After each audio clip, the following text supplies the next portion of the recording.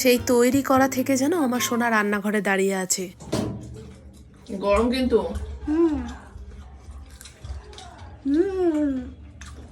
Test আছে তো পুরো বিয়ে বাড়ির মতো।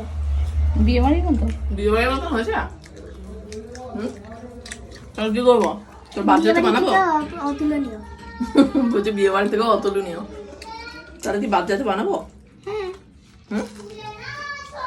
খেয়ে দেখ কত ভালো হয়েছে। গরম, আস্তে আস্তে খা।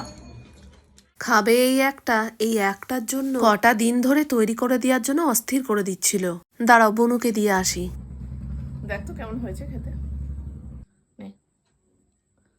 বাবা ফিশ ফিঙ্গার নাকি?